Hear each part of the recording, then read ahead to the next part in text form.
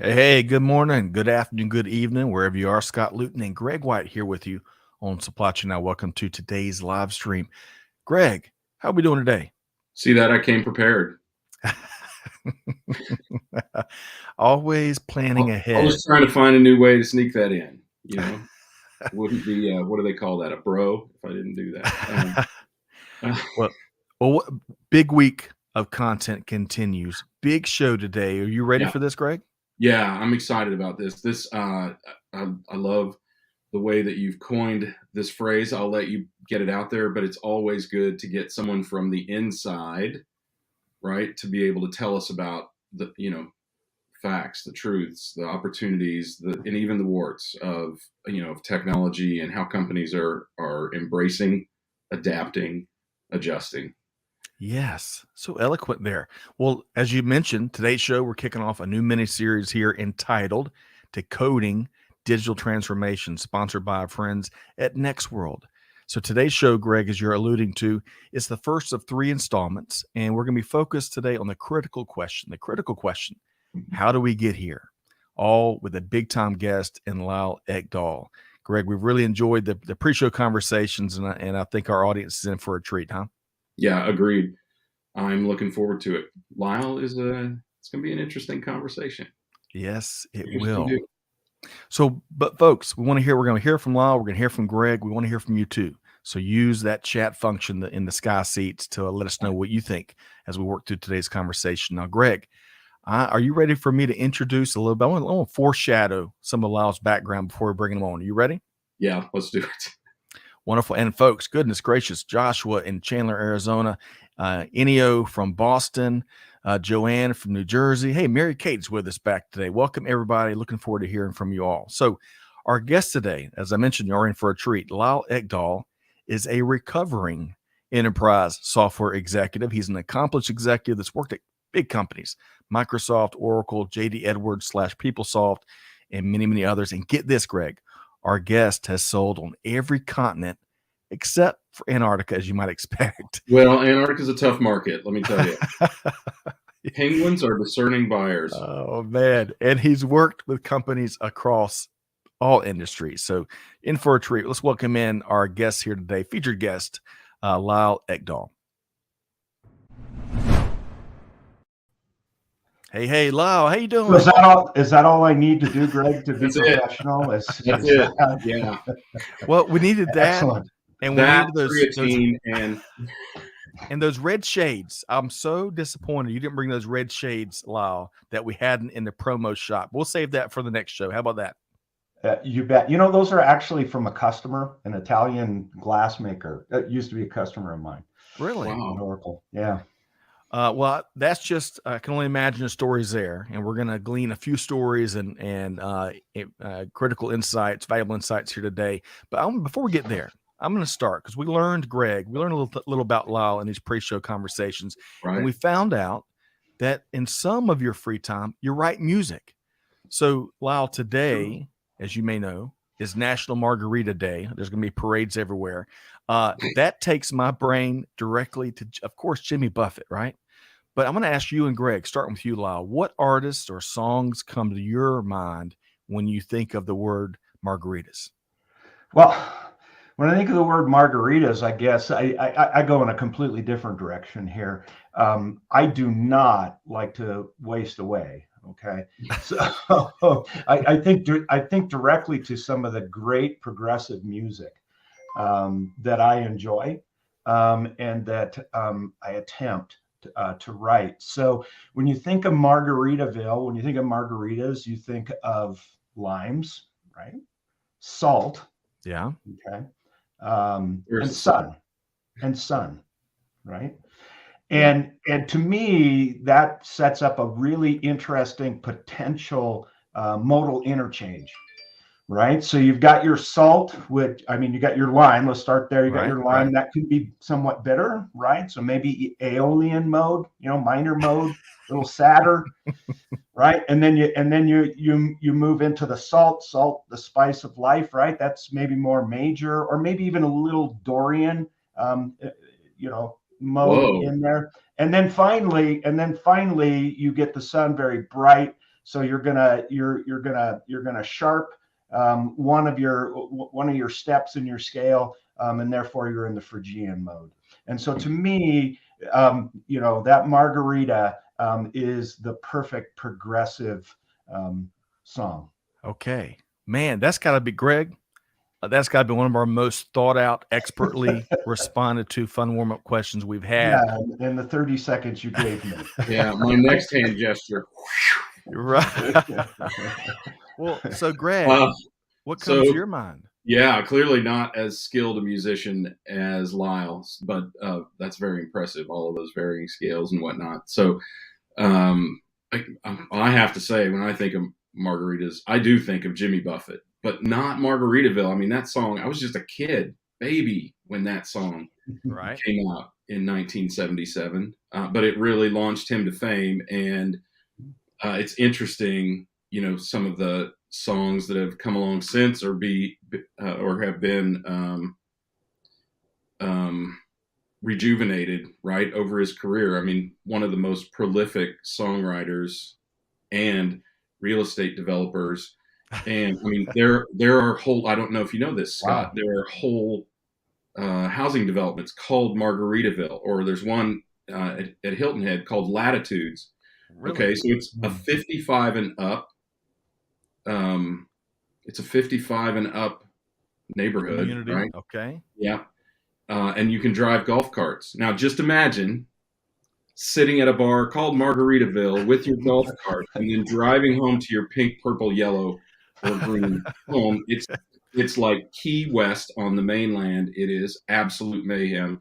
And they are constantly hauling golf carts out of ponds and off the curbs. And I think Bill Murray got in trouble for that one time, didn't he?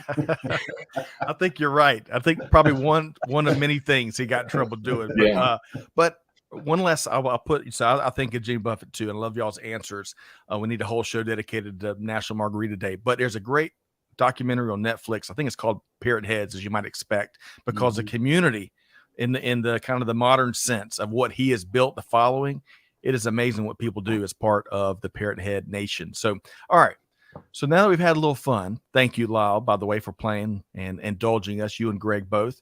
And let's move into, Lyle, on the front end, as we welcome Jen, I kind of cherry picked some aspects. Of course, it doesn't do you justice, given your distinguished and successful career, but two-part question for you as we start. So as a recovering enterprise software development executive, tell us a little more about your background. And number two is, what are you hearing from companies really across industries today, Lyle? Okay, well, we'll start with, I chose that moniker because I wanted a way of saying that I'm retired without really being retired. I don't like to work, but I do like to talk. I like to read, and I like to interact with people that are using business and technology. I did flirt with starting my own 12-step program for people like myself that have spent the better part of 4 decades in the crosshairs of business and technology application. But I put that aside. Now, maybe since there's going to be some tech layoffs, maybe I should restart that. But I think, I take it back to the mid 80s. I was a practitioner. I did a lot of building and running of econometric models and systems, a lot of regression analysis stuff, cost schedule control systems, contract administrative systems. So you were big data, Lyle, before big data was a thing. Yeah, sounds like. Yeah, big data before big data was a thing. A lot of statistics and analysis of that type. And then for some reason, I got this weird bug that's just, I love this technology part of this so much. I want to be part of the revolution that's happening. So when the 90s hit, I sort of made a move into as legit as you can be when you're doing startups. So there's a whole series of startups in there, maybe some larger companies along the way, but it really transitioned from, networking, network design and build out to information systems, solution providing across basic functions, customer information kinds of management systems, which later became CRM, even did some sales automation work.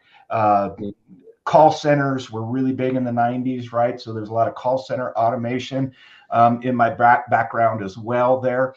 I even then tried my hand at doing another startup, which was my own independent consulting, where I really talked to a whole set of different, vendors across different automation platforms, including, auto-based, autometrics-based platforms, that sort of things. And then in the 2000s, I got sucked into what I call the J.D. Edwards PeopleSoft Oracle vortex.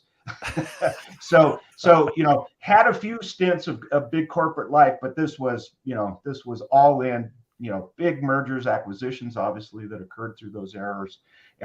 I started off doing product strategies within that set of companies, and eventually I ended up inheriting all development, product development responsibility for the J.D. Edwards set of products, and all that implies. And then through my career at Oracle, eventually became an SVP of product management, where they throw a whole lot of other responsibilities on you. So not only was I running J.D. Edwards, but I was dabbling in a bunch of program management across other ERP lines at Oracle. Oracle has multiple ERPs. People should notice that. And then later on did a cloud development for vertical extensions, that sort of thing. So that's a bit of my quick background. Lyle, if I can, really quick, because the second part of this question is what you're seeing across industries. But Greg, given all given all the different sectors and models and industries he's been in, this is going to be intriguing. I think it's very holistic in terms of Lyle's background. Wouldn't you agree? Yeah, no doubt. I mean, you probably touched a ton of different types of enterprises, manufacturers, retailers. I mean, just based on who you've talked to, right? Distributors, every aspect of that. And I think all the way from the nascent days, right, of ERP, before it was even called ERP, or when they were still trying to establish that terminology, all the way through the maturation of the big ERPs, and then these sort of cloud native ERPs that exist out there today. I mean, and from the days when ERP was just a finance system to all the things that it came to encompass over the years, either through development or acquisition, depending on what company you're talking about. Right. It became a little like the Borg, didn't it? Well, it had to be fed, right? So it was just growing and growing. Well, and Lyle and Greg, we're going to dive into that in just a moment. It's perfect timing, and the Borg is such a great reference. A couple quick comments. Seaham, big fan. Product is awesome. So is Oracle. She's a big fan, maybe of your previous work. And Chris says, fellow recovering enterprise. So, hey, Lyle. I love that notion of recovering. I am going to start this 12-step program. It probably takes one, Lyle. I mean, it does. Right. Well, so before we dive into what you and Greg were just alluding to, really, as you see businesses out there, really across industries, what are a couple of your observations, especially given your background, Lyle? Well, I have a simple way of viewing the world. Life is a bell curve. Okay. And like a true statistician. And within, all the different customers over all the different things I've done, this bell curve is characterized kind of 50-50, right? You've got half of it where, technology is a necessary evil, right? It's all about cost containment, right? It's all about, I love the term sweat the asset, right? We're going to put a bunch of money in here. So then let's sweat that asset, do nothing for the next 2 decades, right? So that's sort of half your market. And there is that mindset out there. Now, obviously there's shades of gray as you move towards the middle, right? But then there's this other side, right? This flip side that says, systems are there to help us accomplish great goals, big goals, right? to help fuel our growth as a company. And we're going to use technology as a way to help us differentiate ourselves in the marketplace. And so customers, what you hear is some form of that dichotomy all the time. And you really know, what you're dealing with, what the characterization of the company is. Some of this breaks down by industry, but really it's a characterization of the company itself, right? And have they embraced technology in concert with business, right? Or is technology there to just merely serve the business and drive productivity, like drive costs, get all the costs down, especially on the administrative side to near zero, right? Yep. All right. So Greg, when I hear Lyle say that, it takes me to several of your mantras. What comes to your mind, though, as Lyle kind of talked about what's going on out there in industry? Well, I've always thought of technology as just a hammer. It's a better hammer than the hammer you had before, right?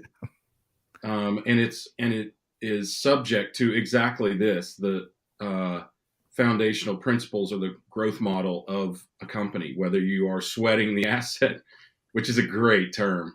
It's very cold, but it's a great term. It is. Whether you're sweating the asset or whether you are truly growing or you're somewhere in between, and many companies seem to be struggling with simply trying to get additional efficiency and getting over the middle of the bell curve towards we really see this as a lever to grow our business. I wonder, though, I'm curious, Lyle, as you've observed this over 4 decades or so, have you seen the bell curve shift in any way more towards the enabling growth?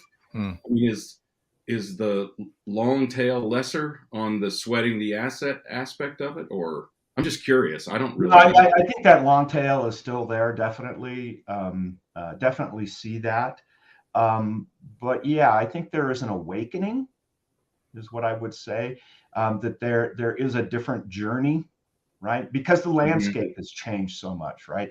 But that there's actually a journey here that's implied.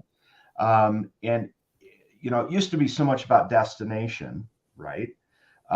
Hey, if we get to this point, this is a real Y2K kind of post Y2K thing, right? Is we're gonna drive to this point. We're gonna put in place this modern system. It's gonna retain our costs. It's gonna be the central repository, all of our information, and it's gonna provide us the sort of the business process cop, right? That's going to constrain, how people do things within the company, and then we'll be just perfect, right? And then we can leave it alone, right? Dangerous words. We can just leave it alone. There's an awakening that maybe that mindset is a little broken. Yeah. So, I want to share 2 quick thoughts. First off, we're talking about recovering executives, recovering students of ERP, as T Squared points out. Implementers and practitioners of ERP. Right. And then the other thing is a little backdrop, because we're moving now into your take on what ERP is now. But I think the backdrop, you would agree here, capital more and more is becoming more scarce and scarce. We've all seen some of the numbers, the deals numbers changing, and of course, the challenge of the talent market, right? Talent scarcity is something that we're all struggling with as well. Lyle, would you agree with that? And then let's move on. I would say those are 2 huge elements that have shifted the competitive landscape from one that used to be much more sector or even industry focused to now being cross industry, cross sector, right? To get that great talent, to be able to capitalize your dreams and vision, it's scarce. Yeah. And on top of that, we're pouring the gasoline of newer technologies that are really coming to fruition and mainstream viability so much quicker than they did when we all started on this journey, say 40 years ago. and it makes for a very unsettling landscape unless you have agility, right? Unless you have built systems that have that agility in mind, it's going to be very difficult for you to sort of sustain the status quo. Yep. It's a going out of business. It's a going out of business plan.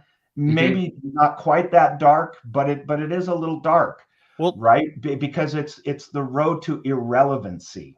Okay. So let's cling to that status quo. You're already kind of talking to what you're maybe perhaps what you're thinking about ERP as it stands today. But speak more to that, and then also speak to Lyle. Has ERP, how much has it changed, or has it really changed maybe over the last 10 or 20 years? Your thoughts, Lyle? Okay, so I have this is where let's just get right into it now. Yeah. Supply chain now.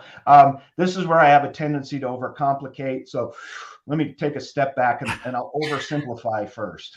Okay, ERP today has a negative side and a positive side. Okay, and I have no shortage of POV on this, but on the negative side, ERP is plagued by a branding and positioning issue. Okay, that is being exacerbated by what I call the big box vendors. Okay. Right? and their drive to sort of continue to reinvent like for like kinds of feature functions.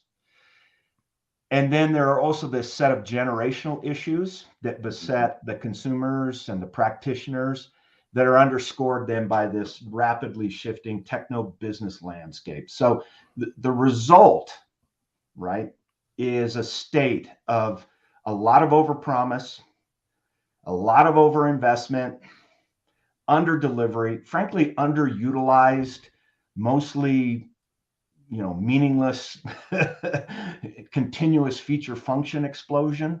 And it's led to inertia, frankly, for a lot of companies, right, that sit in this landscape. They have decreasing return on investment in these like for like efforts that they go through. And at the end, zero real differentiation for most customers using these systems. Okay. That's pretty negative. Yes. On the positive side, I have never been more excited about the potential for ERP to not just enable companies to seek those new levels of productivity and asset utilization, but to drive new levels of customer satisfaction and frankly sustainable growth. Okay. And that's all based on the technology that's coming to bear on the market. Okay. That's a fair, Greg, two-sided coin there that Lyle shared. Your thoughts, Greg? Yeah, I think classical, legacy, traditional ERP is a slave to the era in which most of it was built and designed, which is the late 60s and early 70s. The product did substantially nothing out of the box. And so big accounting firms built big practices to take the core, the platform, whatever you wanted to call it, and build functionality on top of that, right? I mean, they started out as basically a finance system, most ERPs did. And if somebody needed something, then Arthur Anderson back in the day, or whatever the heck they were called, IBM, whoever implemented these things back in the 60s, 70s, and 80s, they built a bunch of stuff. And then the technology companies became a slave to that process, because a company that makes 100 million or 400 million or $1 billion or $4 billion implementing a technology is not going to continue to promote that technology unless they can continue to make that kind of money. And so it stymied, in a way, the development or the systemization of a lot of processes that ERP could have put in place. Probably a frustration that Lyle personally experienced, I'm guessing. I know a lot of product people have experienced it, because they were like, no, let's not go too far, because we have to let our partners have a business here, right? And that became the status quo. And what we're seeing with the generational shift that Lyle has alluded to is exactly the opposite. Starting with Generation X, that's all of us here, I presume, and Y and Z, we're expecting a more configured rather than customized scenario. And in some cases, as we go into Generation Y and Z, millennials and Gen Z, they're expecting it to be substantially appified, where the damn thing works right out of the box and it does what you want it to do. Or with the flip of a couple of switches, it does what you want it to do. And that is the transition. And to Lyle's point, that is the evolution stage that some of these, I think, largely cloud-based ERPs are coming to, right? Mm-hmm. And that is going to be a beautiful thing. It's also going to be a significant transition for the big ERP companies, because it is going to disintermediate at some point all of these big practices that make billions and billions of dollars creating customizations of core technologies. Yeah, I think you're absolutely right, Greg. I think there is a big coming disintermediation, and people have, vendors and providers are going to end up playing their role within a layer. Is what I would say. And underscoring all this will be a platform that allows companies to compose what their ERP solution becomes very easily, very quickly, and very easily, without a whole lot of, detailed coding expertise. Yep. Yeah. Well, so let's keep going down. Greg was kind of talking about where we're headed next, for that matter. How are companies responding to the need and the desire to evolve that business, and really, what I would say, meet some of those expectations, Greg, that you laid out there. So Lyle, walk us through that. How are you seeing these companies respond to changing needs, expectations, and the outcomes that they have to get? Yeah. So what I would say, Scott, is this is really based all on observing customers, thousands and thousands of customers. And you can take that continuum that we started with, right, with the line down the middle. Let's go ahead and create a matrix out of that, a classic 2x2, right? And what it really defines for us is 4 patterns, okay? 4 patterns of customer mindset, behavior when it comes to their systems. On the left side, we sort of talked about that. That was that traditional stuff. The right side, right, is sort of the new thing, right? Easy way to lay it out. Yep. We've got down in our bottom left-hand corner, you got the maintainers. These are the people that are, they're sweating that asset. ERP is just there to make sure that our administrative functions are done as efficiently as possible, right? Yep. Related to those guys on top of that are the people that are the re-engineers. We're going to take what you maintainers are going to do, and we're going to recast it and keep recasting it. Okay, boy, we can fix that GL. You know what I mean? And we're going to recast that in different technical lights all the time. The other 2 patterns, right, that are more associated with innovation and differentiation are the transformers, those people that are actually using technology to change the way they do business. Right. And then the reinventors. And those are the ones that have these agile processes that allow them to not just change the way they're doing business, but the business that they're doing. Right. So if you can look at the sort of the left-hand side is the supply curve and the right-hand side is the demand curve. Simple way to think about it. What we really want to do is get companies to go on a journey where they're not just shifting the supply curve out, right? But they're changing that demand curve and taking that to a different plane, shifting that up and to the right. And those are really the 4 patterns that I see. I mean, inherent in this is this conflict. And what is ERP? Is it a dessert topping or a floor wax? Right. but I think we're getting beyond that, especially as people move to, that that transforming and reinventing stage and mindset. So let's, Greg, I want to get you to respond to these four quadrants that Lyle mentioned: the maintainers, the re-engineers, the transformers, the reinventors. All we're missing maybe is the mouseketeers. Greg, respond to how Lyle laid that out. I love that. Yeah, I think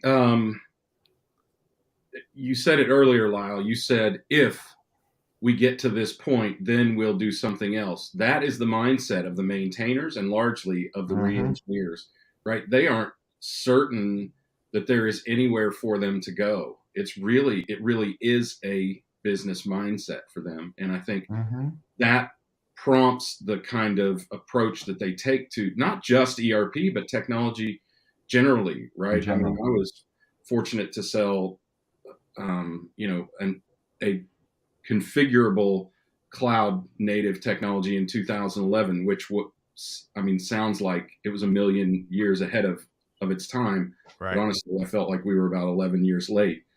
But having experienced the inertia that Lyle has talked about with those maintainers and re-engineers, they're not trying to improve their business. Think of them as your grandparents. They're in wealth protection mode, buying bonds and keeping their money in savings accounts so that there is no volatility in the business, and basically riding it out until the inevitable end that they see of their business.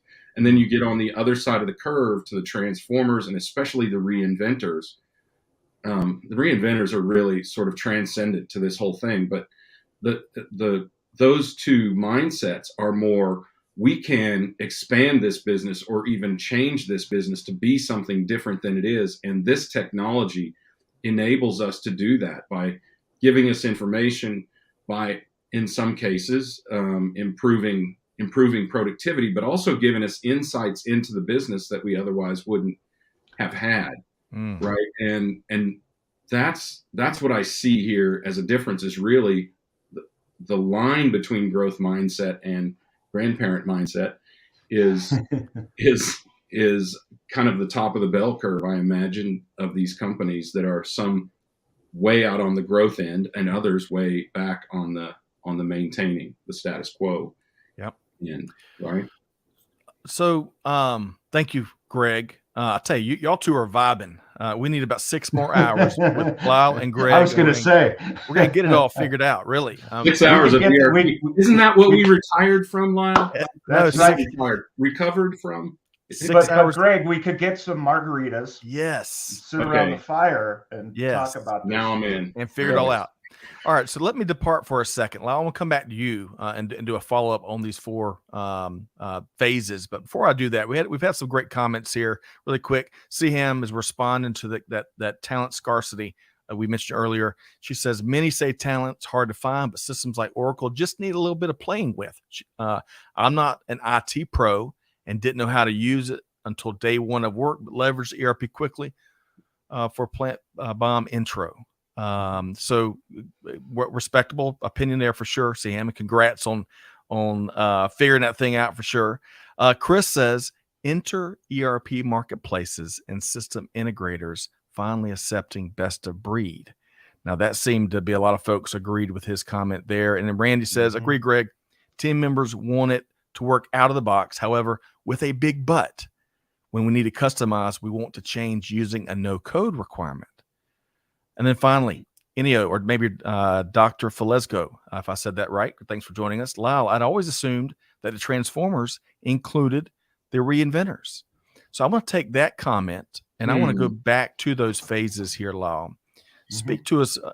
Is there a big difference between where companies are in these 4 patterns and where they want to be?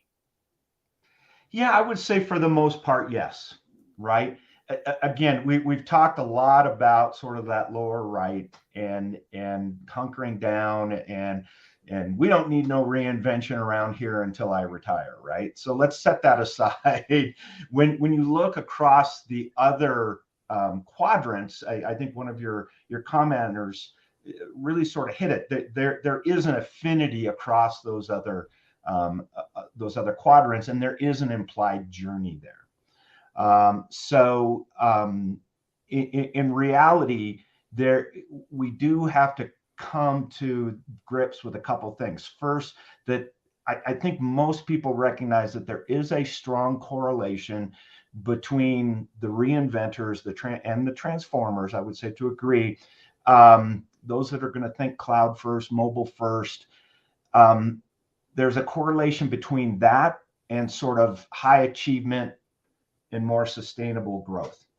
The number today is still relatively small, is what I would say, although, maybe your audience skews towards that, given what I hear Greg talking about. Sure.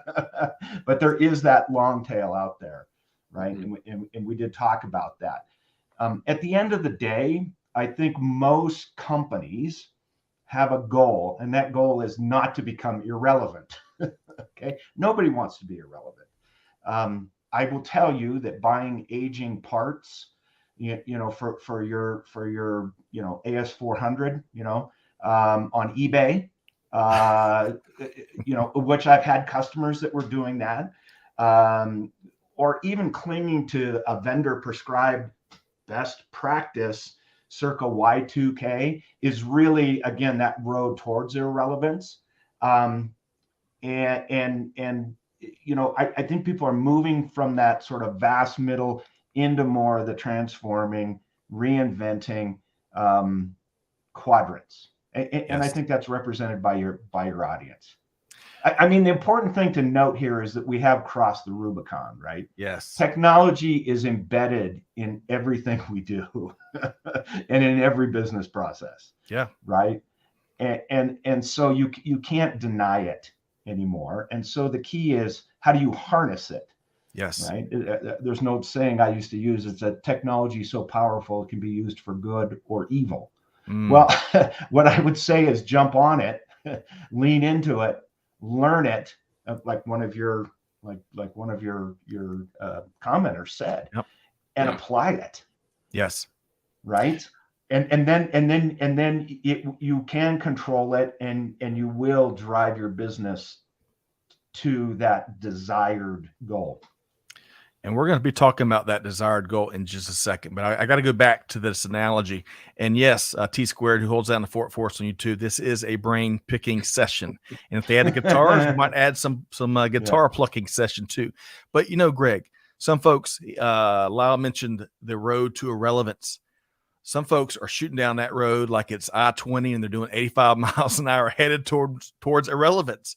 Maybe less and less so, perhaps due to the transformation and how the market and the opportunities to embrace new technology is out there more and more. But Greg, respond to Lyle's comments there a minute ago, and then we're going to get to both of you, especially Lyle, talking about what the answer here is. Greg?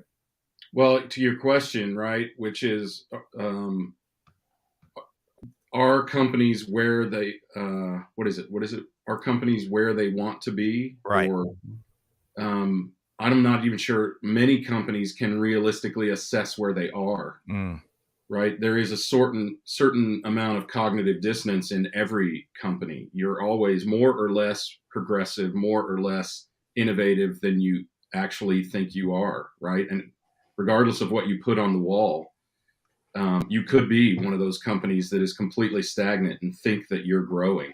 You could be feigning it because the type, as I said, you could be in wealth protection mode. I've seen many of those businesses where the main goal, and this is important, as Lyle's been talking about, the main goal of the company was to just make sure that the owner got a new Mercedes or new pickup truck every year.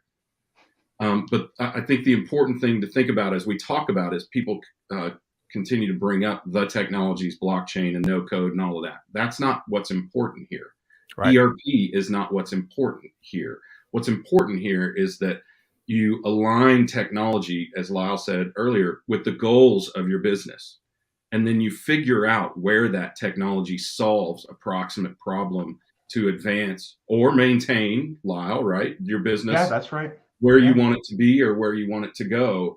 But I think what's important, and I think what's an important realization and evolution of business people's understanding of technology is simply that. Some are there, some aren't there. but it's just a hammer. It's a bigger, faster, hotter hammer, but it's just a hammer, right? And if you're swinging at the wrong thing, it doesn't matter that you're driving nails faster, right? Yes. So the understanding of what your Yeah, goals let's do a bad thing really or fast. other technologies fit in that. Sorry, go ahead, Lyle. I said, let's do a bad thing really fast. Yeah, exactly. I mean, or an look, ill-conceived thing very fast. I know you've had those kind of implementations. We were talking about this yeah. just the other day, and Yep. There's a lot of ERPs take a lot of heat for implementations gone bad, but there is plenty of blame to go around, and you've got to recognize that the companies that are implementing this technology, they have to take charge of that process. They cannot sit back and be subject to what someone outside their business, either the implementation consultants or the technology company, believe, because even with the goodness in the hearts of all of those people, and there is, I believe, substantial goodness in those people's hearts, they Right. don't know the intricacies of the business, and they often are not getting full communication as to the real goals of the business in implementing these technologies, and that's where these things go awry. Yes. All right. So to finish this thought, I think we're all kind of on the same page, because as you are talking about going, it's not good enough to go faster, because you could be going faster in the completely wrong direction. I think Greg learned that lesson from an uncle in Kansas as he was learning to drive a few years back. But Lyle, let's move on, because I want to, you clearly, given your holistic background, successful background across all sorts of technologies and different models, it sounds like you've arrived at what the answer is out there for where we are here, 2023. So social awareness. Yes. So we're about to have an epiphany. So tell us about, in your view, what's the answer, or at least a big part of it, and why, equally as important, why is it so important for companies to get where they want to go, especially when you consider those 4 quadrants you laid out earlier? So what's the answer, Lyle? Right. Yeah. I think the answer today lies in the notion of an enterprise application platform. Okay, so something that allows for the various levels of value, those that are sort of horizontal feature functions, right? That maybe you shouldn't be re-engineering every 7 years, right? That allows those to be maintained, at the same time allows you to focus your attention on your industry and where you're going to make your money. Not just how you're counting your money, but how you make your money. Right.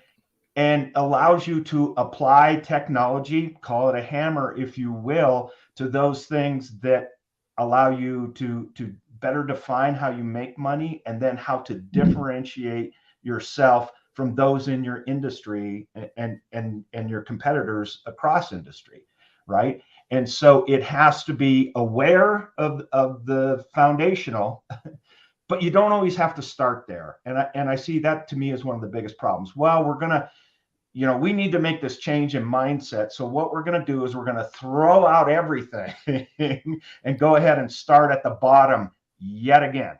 Right. And I think for many customers that have moved beyond sort of that, yeah, we installed it 20 years ago and we haven't touched it. Those people have real technical debt. There's no doubt about that.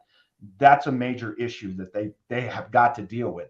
1986 is called, and it wants its system back, right? But setting those people aside, for the rest of those that kind of re-engineer, reinvent, and transform, right, are part of that overall journey. Why not start with where it has the most impact for the business, where the biggest return is for the buck, right? And some of us in the industry refer to this as sort of edge in towards the enterprise. Like we read for years and years, especially in the 80s, that it was really bad to be, inside out focused. We should be outward in focused. Well, why don't we take that same approach with our systems? Because we know that's where the biggest impact is for our companies. Yes. Yep. Okay. So a platform that allows for that, certainly something that gives us that agility, that combines those with domain knowledge and good systems thinking, with our coding brethren, right? So it's not like one is evil and so it should all be no code. No. You need coders, you need engineers, trust me. But you also need those people that are very steeped in business and then also systems thinking to be able to work on that differentiation. The other thing is best practices, right? Those are great when you have a deterministic system, right? When you've got a system where the rules are very set forth, like in your administrative functions. When you get into your industry capabilities or in your differentiated capabilities, the system, you need to be more stochastic, right? You need to use creativity, right? And you need to embrace those things. And a platform needs to be able to map to those abilities. So really, at the end of the day, it is a holistic enterprise application platform that we can get to without having to completely rip out our infrastructure to begin with. Okay. All right. So I got to go back to your phrase, Greg. I'm going to get you a comment here in just a second. Lyle said 1986 has called and wants its technology back. As I sit here in my parachute pants, getting ready to watch some AT reruns tonight, that speaks to my soul, Lyle. So thank you. Yes, right. Going to a Menudo concert, maybe. But Lyle, wonderful. Greg, speak to that in terms of what's the answer and the platform. Lyle was kind of painting the picture in our minds. Your thoughts, Greg? Yeah, I'm going to paraphrase another statement that somebody has made about tradition, and I think very similarly about best practice. Best practice is peer pressure from dead people, right? I mean, often that is what great. we call best practice is simply maintaining. If you think about it, it's often maintaining a practice that has been in place. And I think particularly now, where data is ever more present, ever more available, and ever more robust and robustly processed, we have to start thinking about various best practices that are constrained by the data or the capabilities of the times, right? Forecasting is a great example, right? We have long forecasted items. Items don't do anything, and yet we talk about them like they're people. They have seasonality, they have trends, they have that. Look at any item that's been in front of you this entire time. What has it done? Nothing. Mm-hmm. Items simply respond to the actions of people. So what should we be forecasting? We should be forecasting the movers and consumers of those products. Mm-hmm. So that's a foundational thing that needs to change. And now today, for instance, with the data that's available, it's a lot easier to forecast. It ain't easy.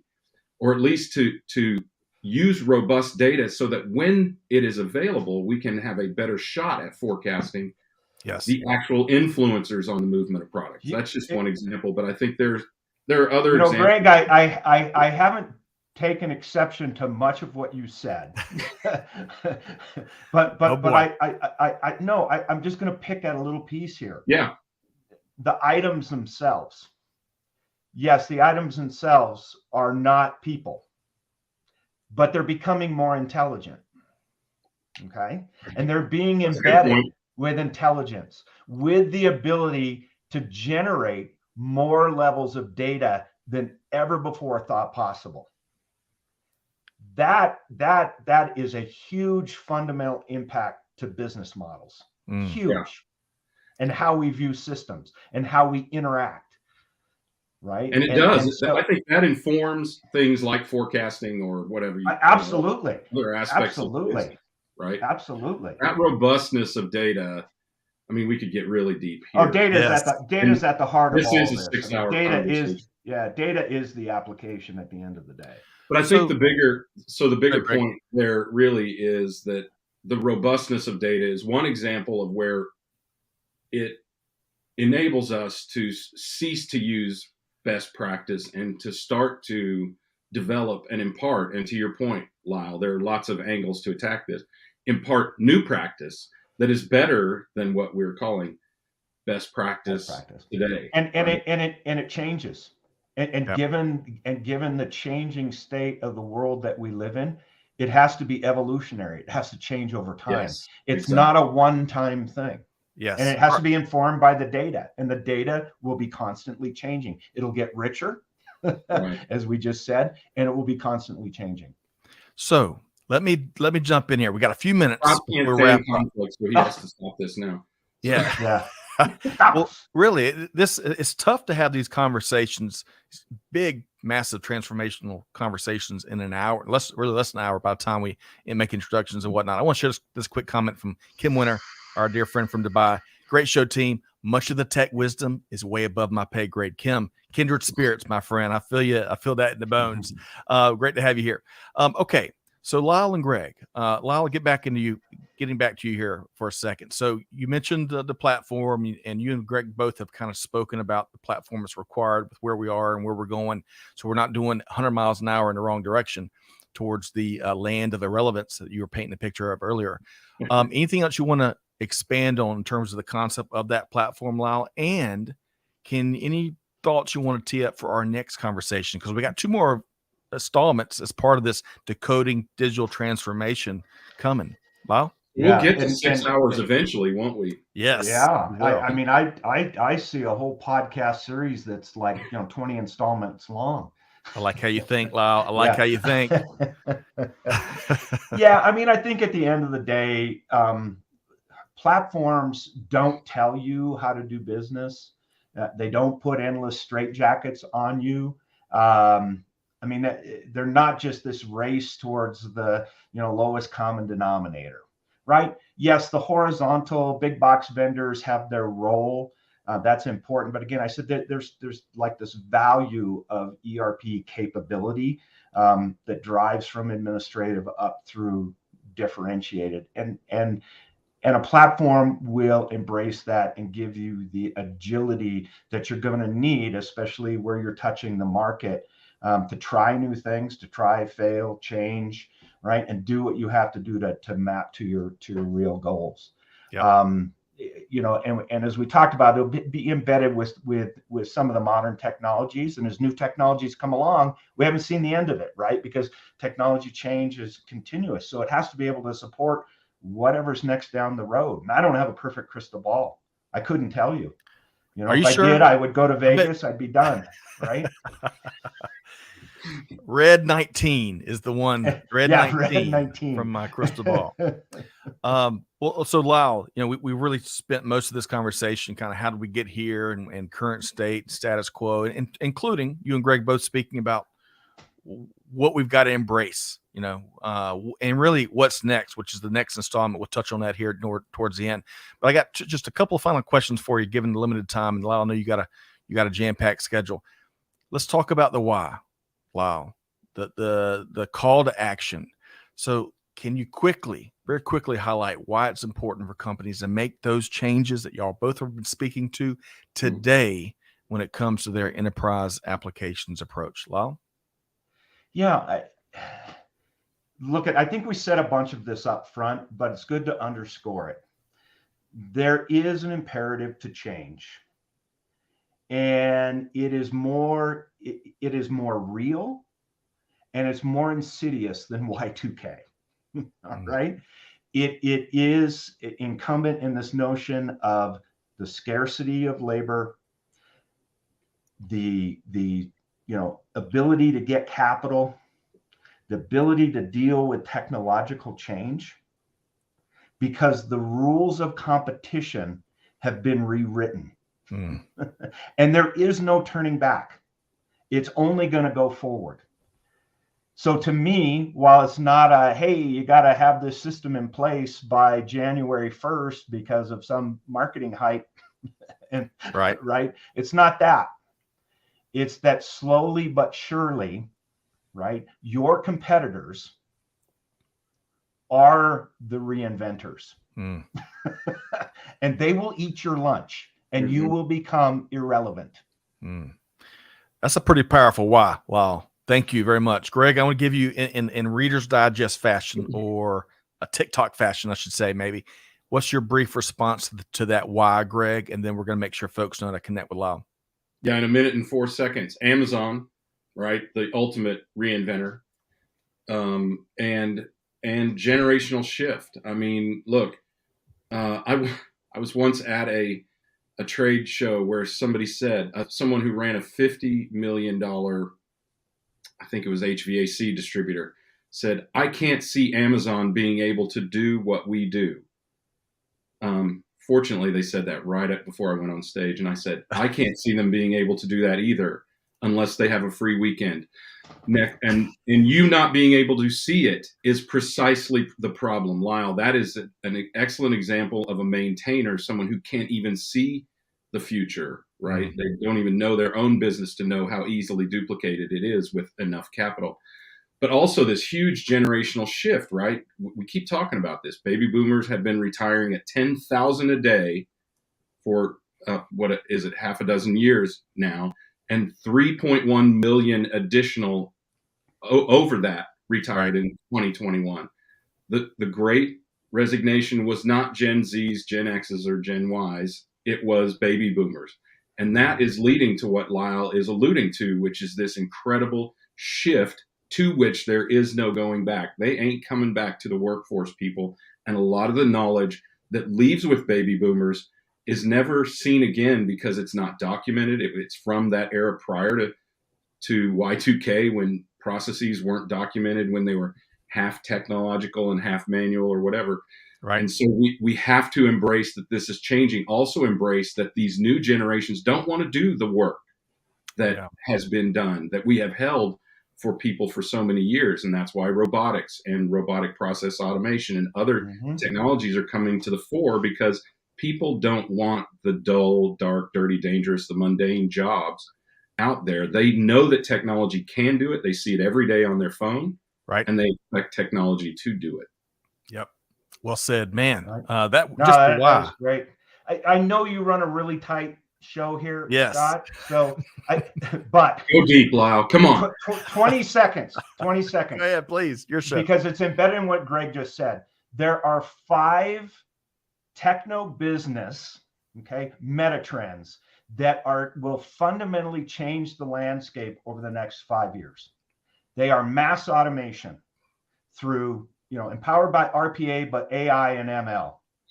There will be an embracing of all users in the enterprise, real and imaginary, all the time across the physical and digital realm. Okay. There will be, along with this, there will be mass decentralization fueled by near field computing types of technologies.